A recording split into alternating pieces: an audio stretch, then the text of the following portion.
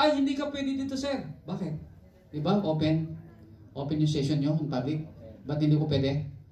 O sige, pagka hindi mo ako papasukin, hindi mo ako patinin, darating din tayo dyan sa special review committee, hindi din kita patinin. Gumaganti. Okay? To enforce. Okay. Next. Ayan, duties. Sir, ang function with the law rules of second immigrant or interest. Ayan, okay. Ito, maganda. Maganda po ito. Meron nangyari sa barangay. Totoo nangyari po ito, ha? DME session. Regular, regular session.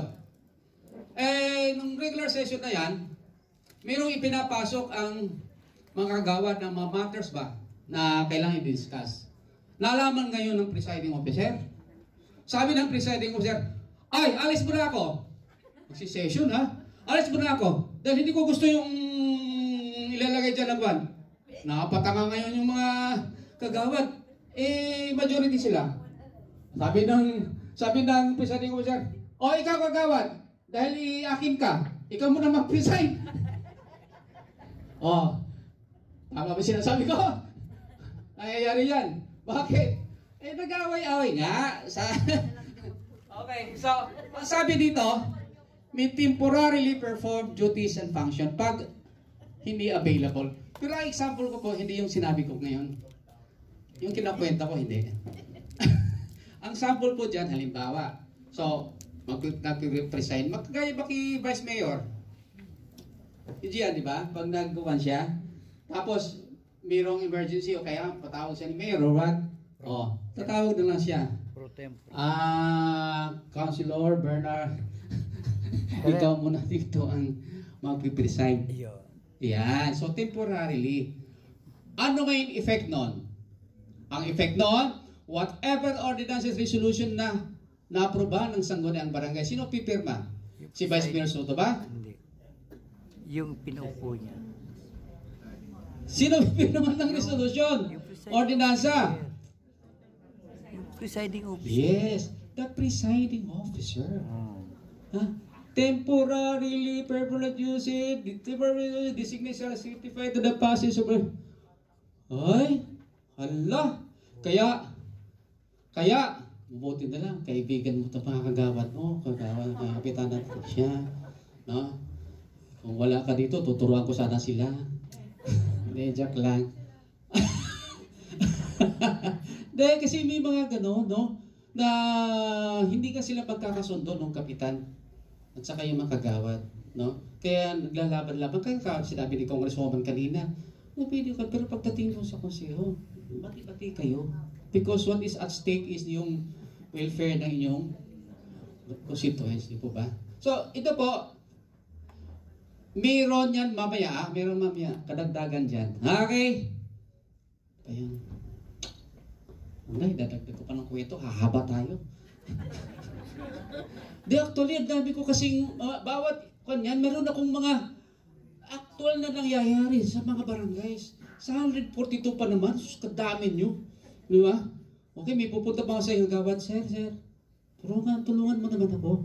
Bakit? Gusto kong matanggal yung kapitan eh. Ha? Ganun bakit? Kasi sir, ganito, ganyan. Ilan ba kayo doon sa sangguniang barangay? Sino ang kasama mo? Ako lang po, sir. O, tumigil ka na. Ikaw lang pala mag-isa. Walang mangyayari dyan.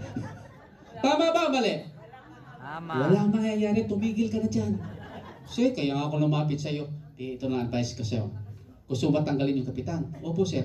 Maghintay ka. Mag-eleksyon. Labanan mo kapitan. Para ikaw na umupo doon. Di ba? Tama po, di ba?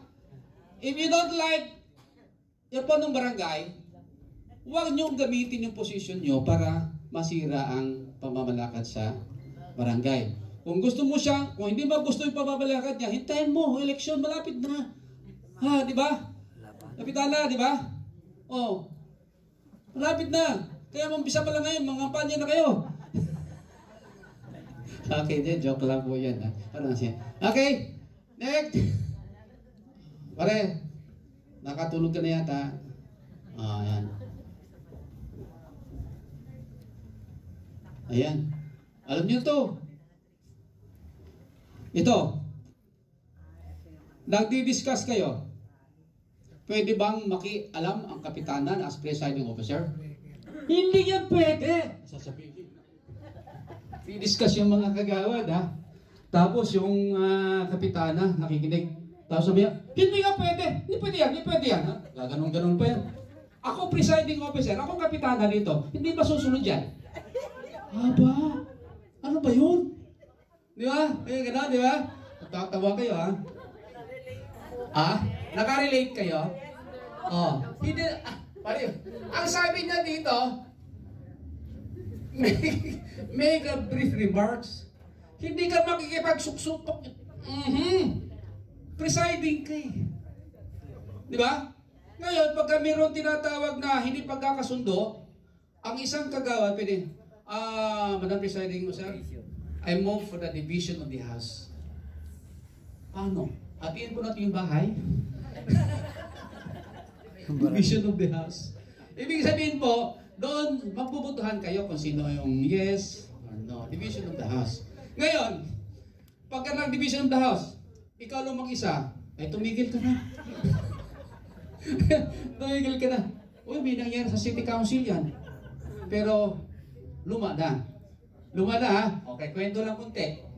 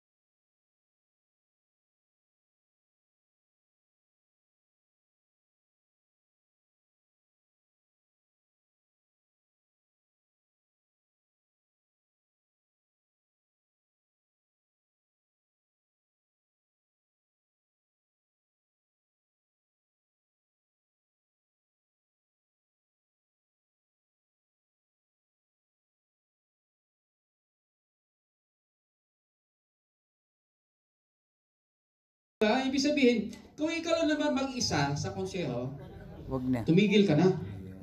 Ha? Wala na talaga. Wala na talaga. Sumakay ka na lang. Di ba? Sumakay ka na lang. Ngayon, mag-ipon ka. Para sa susunod na eleksyon, huwag ka nang tumakbo. Dahil sigurado kung matatalo ka. Kasi wala ka nang kakampi. Ay, joke lang po yun, ha? Pero nangyayari yun. Okay, nasaan na ba tayo? So, ang trabaho mo ay mag-break a tie lang yung presiding, ha? The presiding officer do not influence your mga sangguniang barangay members. Pero pwede rin yun. Do not influence, pero pwede rin yun. Okay, next, para tawag ito, secretary. Ayan, alam na secretary yan.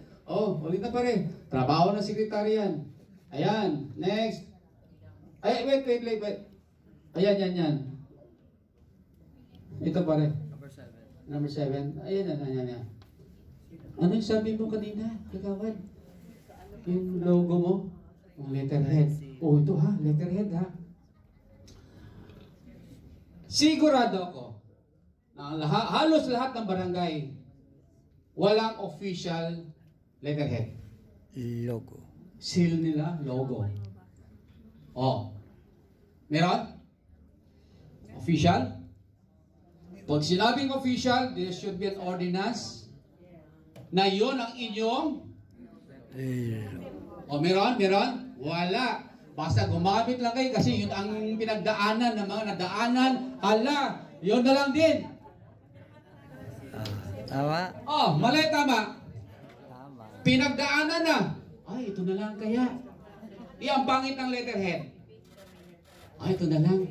Nang dumating yung sabi na order na isaksak mo yung bagong Pilipinas. Sinaksak na lang din sa letterhead. No? Hinayaan na lang yung ano. Pero wala kayong ordinansa na yun ay maging official logo nyo. Meron wala? O, meron daw. Kung meron yan, dumaan ba yan sa committee?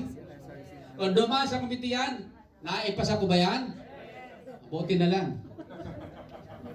Hindi, kasi po, napakahalaga po nun ng official seal nyo at sa logo ng inyong barangay. Huwag nyo nang i-adapt yung luma. Come up with your own.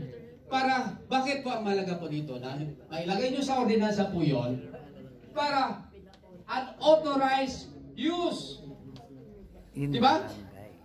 Unauthorized use. Ay pwede nyong i-penalize. Baka mami, makita mo na yung sa homeowners, ginamit rin yan. Okay. Okay na? Okay na? Okay. Ito pa. Ang punong barangay, may sarili siyang letterhead. Tama? Mali? Ang kagawad ba? Meron bang sariling letterhead?